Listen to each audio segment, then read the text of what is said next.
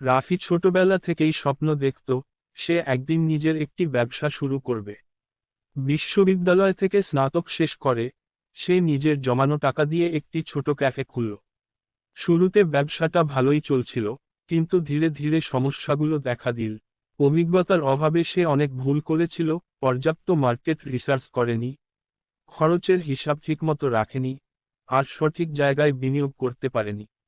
কয়েক মাস পর ব্যবসাটা লোকসানে চলে গেল, আর একসময় তাকে ক্যাফেটা বন্ধ করে দিতে হলো। ব্যর্থতার এই ধাক্কায় রাফি ভেঙে পড়েছিল।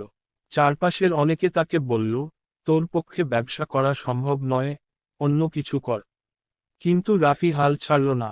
সে তার ভুলগুলো বিশ্লেষণ করল, বিভিন্ন সফল উদ্যোক্তার গল্প পড়ল, নতুন করে ব্যবসা ব্যবস্থাপনার পাঠ নিল। 1 বছর পর সে আবার নতুন পরিকল্পনা নিয়ে ফিরে এল।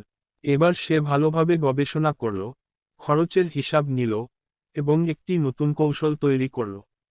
সে তার অভিজ্ঞতা কাজে লাগিয়ে নতুন একটি ফুড ট্রাক ব্যবসা শুরু করল। ধীরে ধীরে তার ব্যবসা জনপ্রিয় হয়ে উঠল। রাফির এই গল্প প্রমাণ করে, ব্যর্থতা মানেই শেষ নয়, বরং শেখার নতুন সুযোগ। ব্যর্থতা থেকে শিক্ষা নিলে এবং ধৈর্য ধরে পরিশ্রম করলে সফলতা আসবেই।